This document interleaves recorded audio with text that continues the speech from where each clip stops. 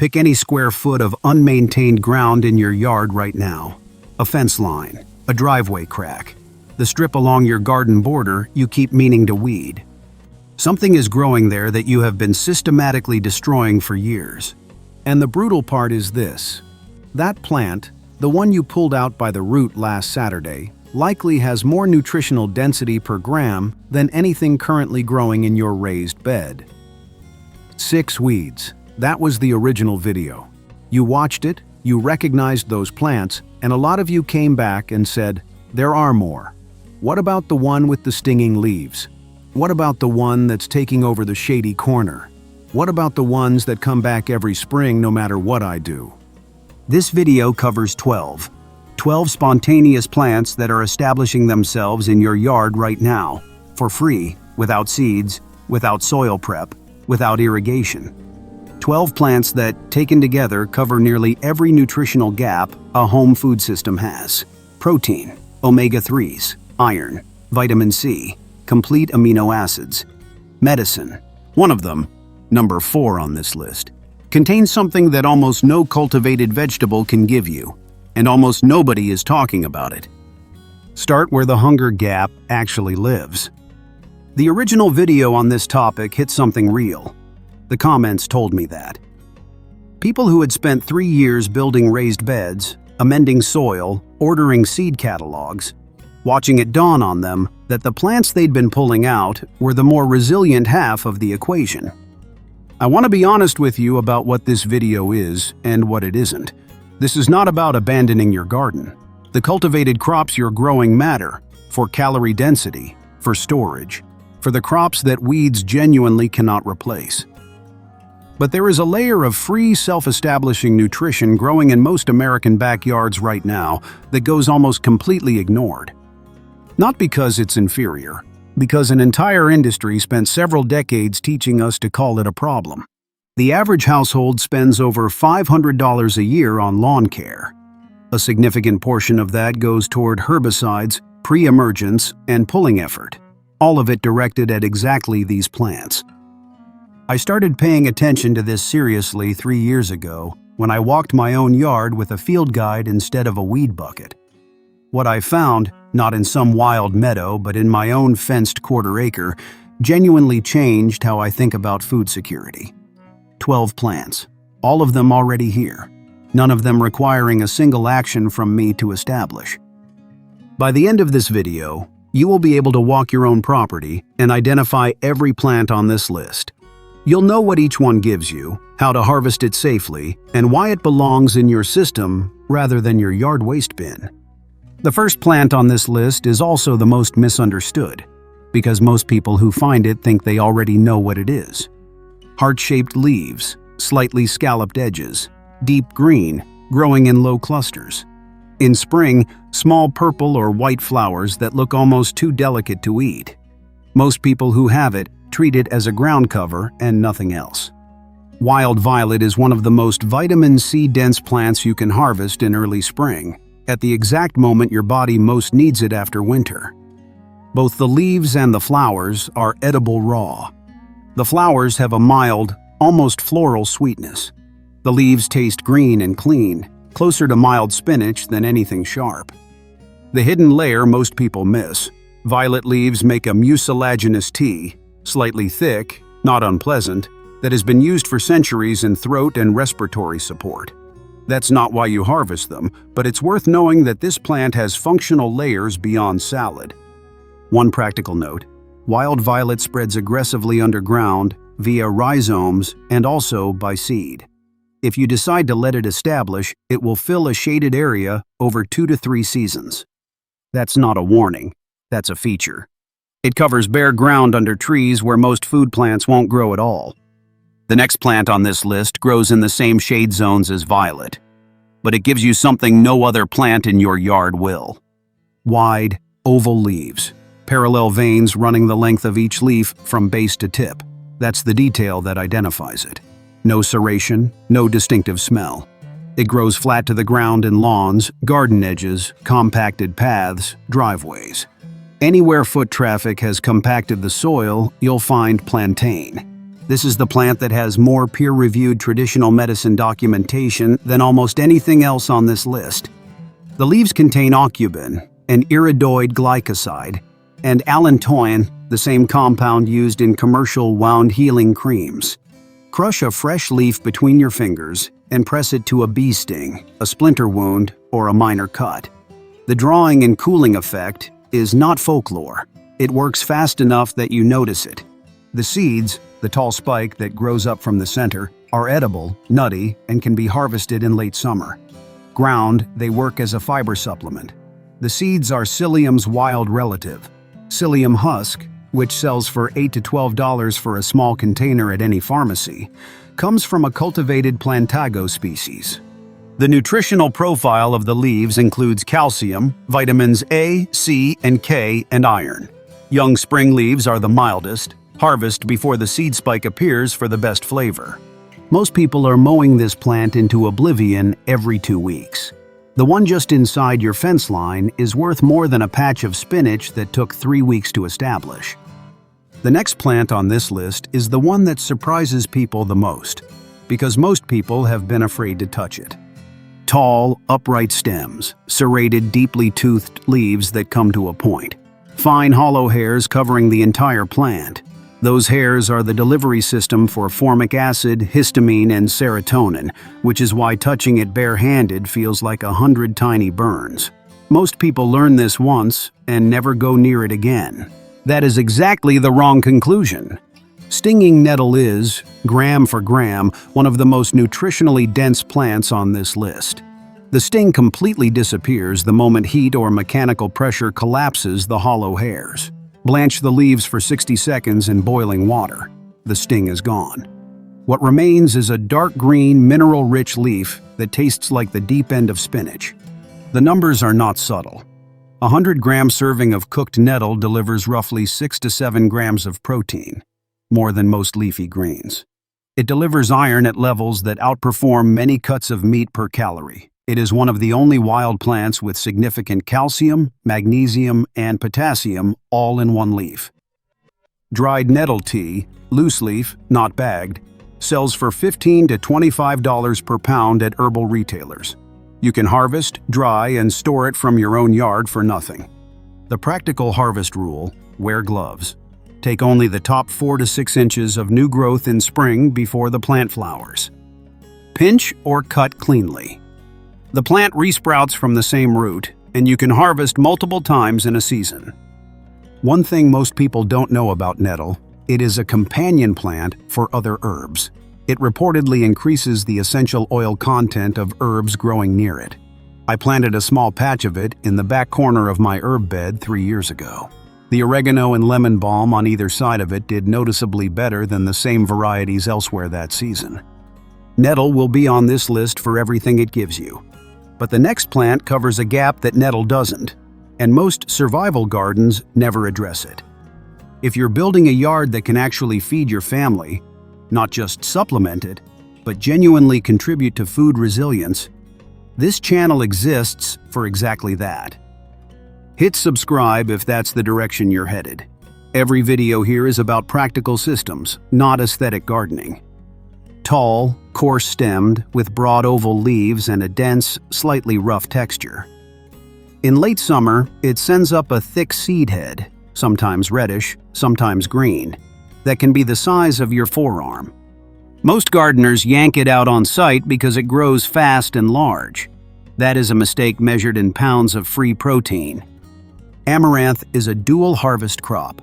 The leaves, harvested young before the plant bolts, cook exactly like spinach. They wilt down fast in a hot pan. They're mild and slightly earthy, and they deliver iron, calcium, and vitamins A and C. The seeds are the part most people never get to because they pull the plant before it matures. Amaranth grain is a complete protein. It contains all 9 essential amino acids.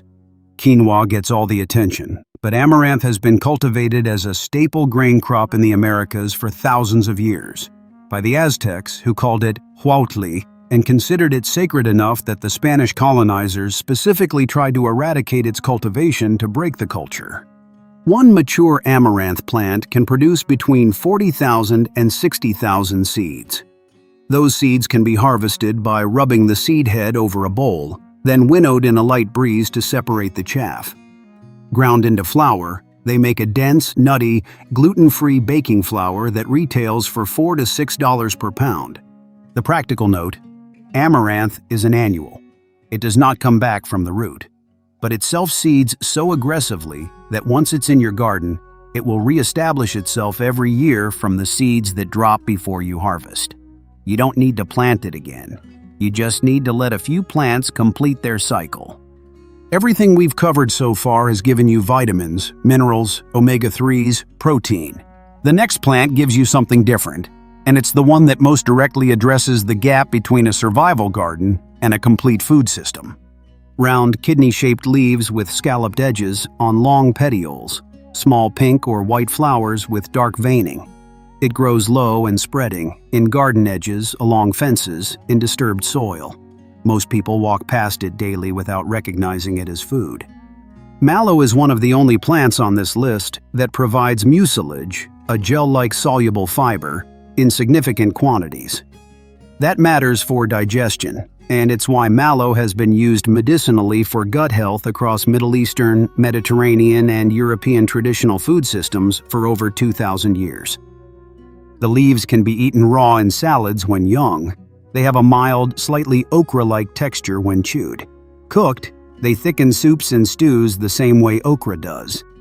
In Lebanese and Syrian cuisine, a close relative, kobeize, is a staple green, eaten cooked with olive oil and lemon.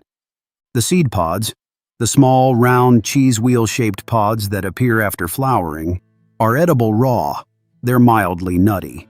Children often graze on them directly from the plant. That's not a recent discovery. They've been called fairy cheeses in British folk tradition for centuries. Here's the thing about mallow that changes how you think about the plants on this list. It doesn't just feed you. It gives your digestive system something it needs to absorb the nutrients in everything else you're eating. A diet heavy in foraged greens that lacks soluble fiber creates its own problems. Mallow closes that gap. The next plant is one most people recognize immediately, but they don't know the half of what it's doing. Three-lobed leaves, low to the ground, white or red flower heads. It is in nearly every untreated lawn in North America. Most people mow it weekly without thinking about what they're mowing. Clover is a nitrogen-fixing legume. Its root systems host rhizobium bacteria that pull nitrogen directly out of the atmosphere and deposit it into the soil as a usable compound. This is the same biological mechanism that makes beans valuable in crop rotation, except clover does it as a perennial over a far larger root area without any input from you at all. Before synthetic nitrogen fertilizers became widely available in the mid-20th century, farmers planted clover specifically to restore depleted fields between cash crops. It was a deliberate, valuable crop. The shift to synthetic fertilizers made that biology unnecessary, and within a generation, clover became a weed. The knowledge about what it was doing in the soil largely disappeared with it.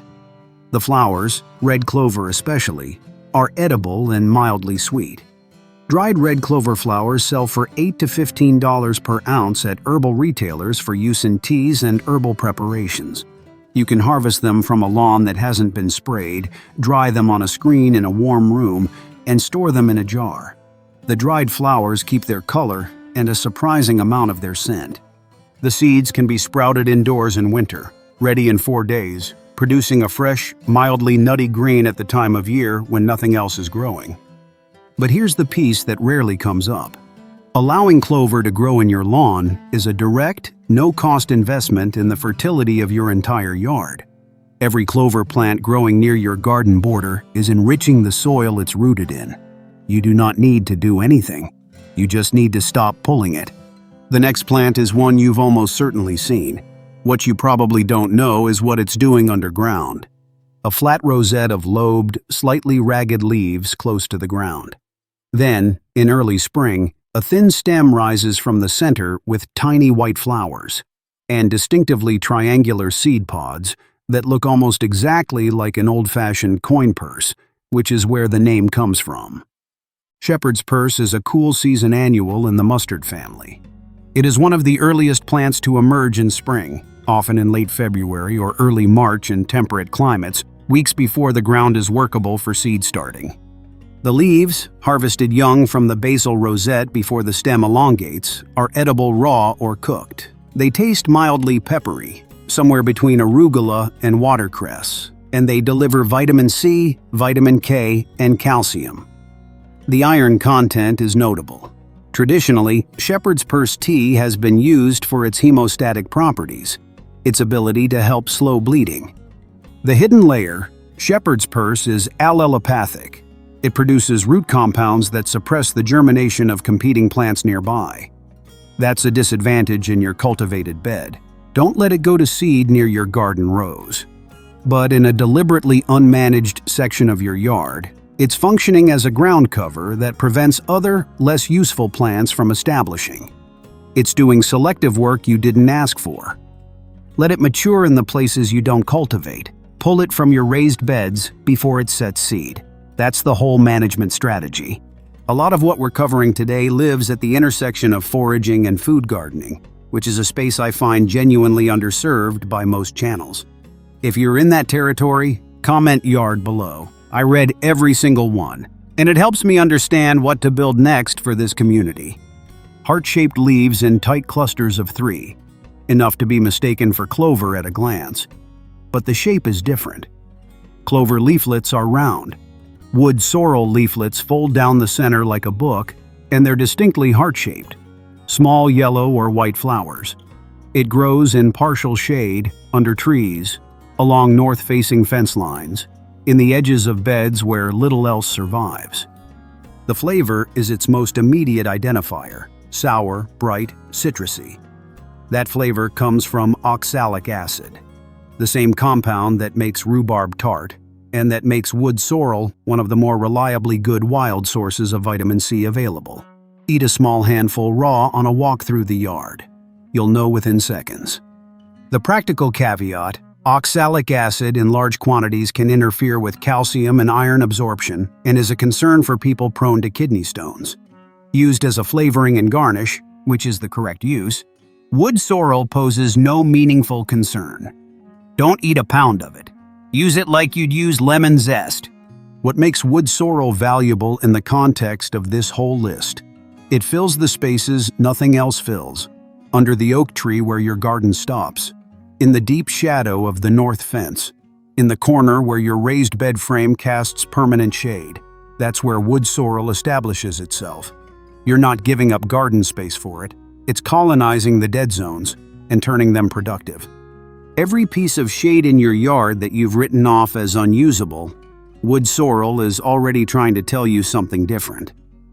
Blue-green leaves with a faint dusty white coating on the underside, diamond or goosefoot shaped, often appears in disturbed soil, garden edges, compost pile surroundings, any spot where soil was turned. Most people mistake it for an unremarkable weed or a juvenile spinach plant. It is neither.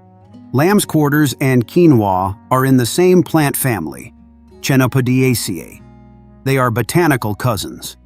And lamb's quarters has been cultivated for food in one form or another by indigenous peoples across North America for thousands of years. The leaves used exactly like spinach, the seeds harvested as a grain.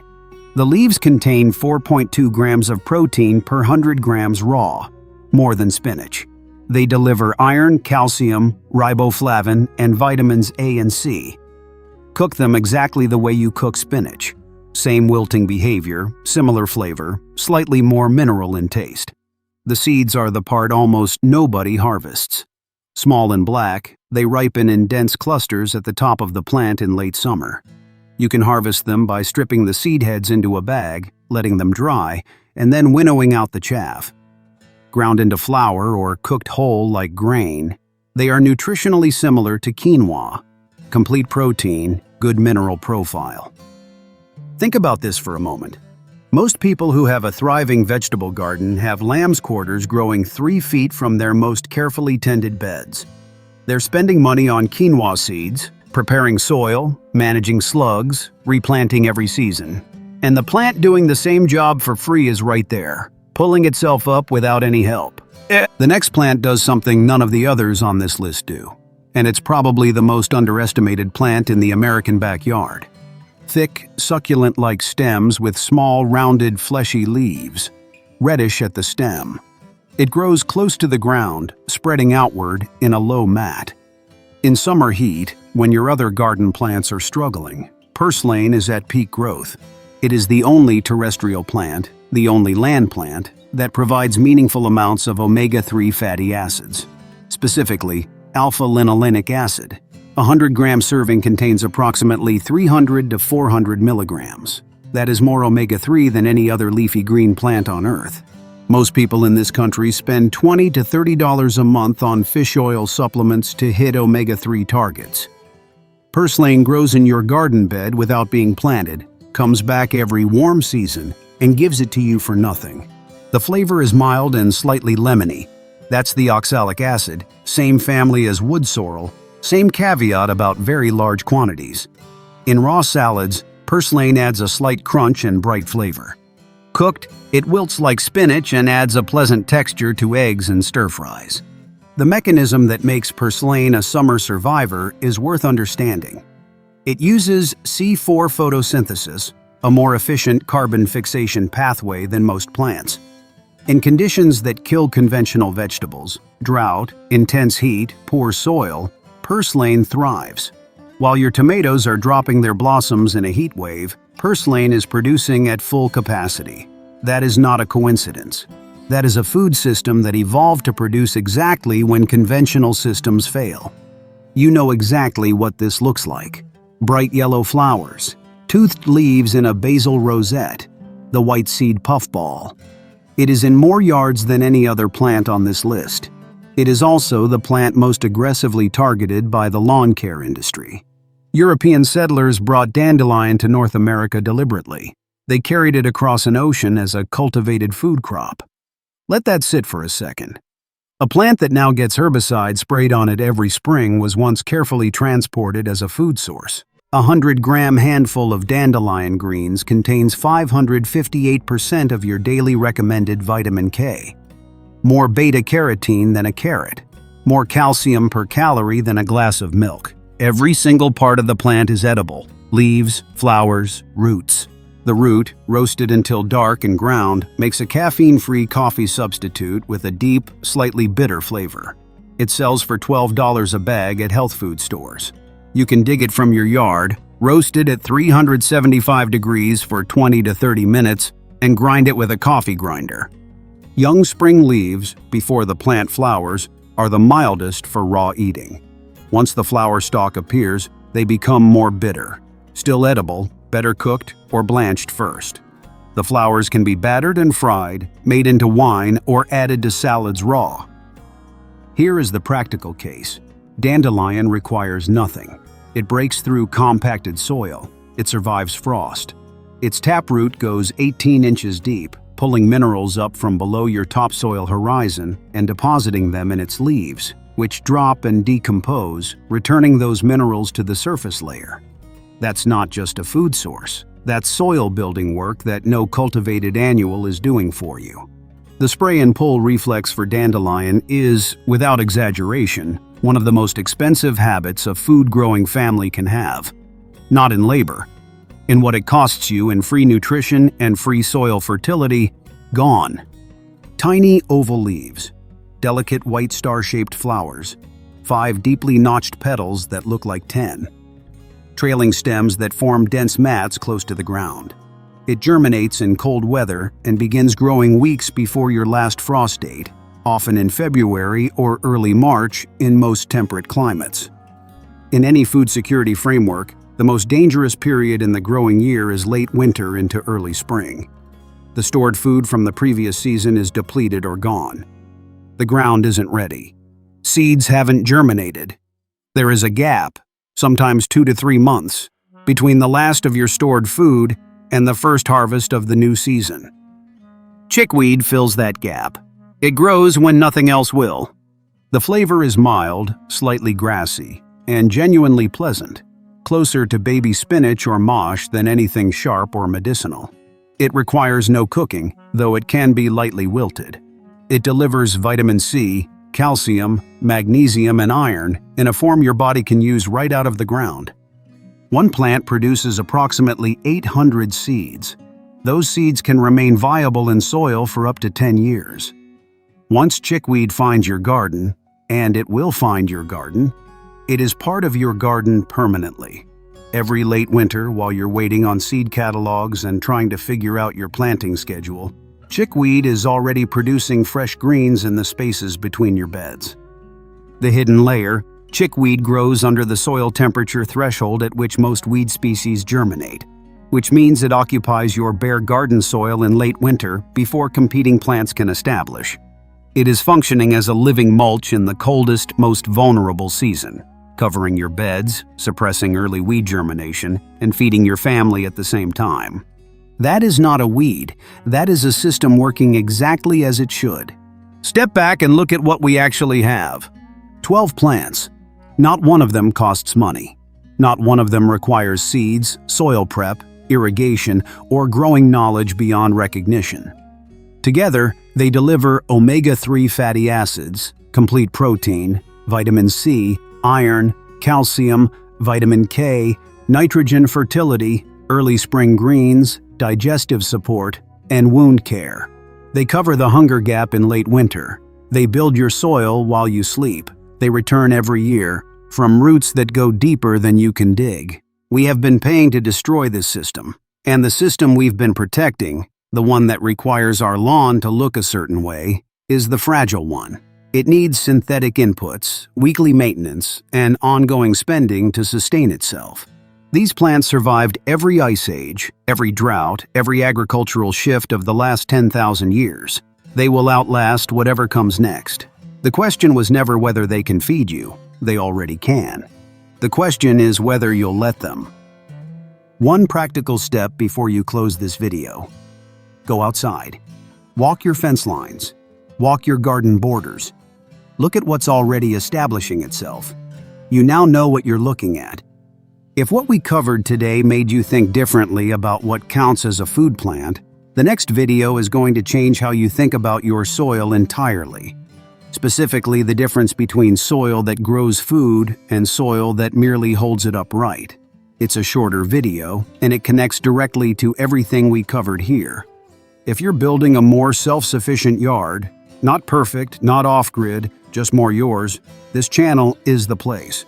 Hit subscribe if that's where you're headed. And comment yard below if you're working on growing your own food this year.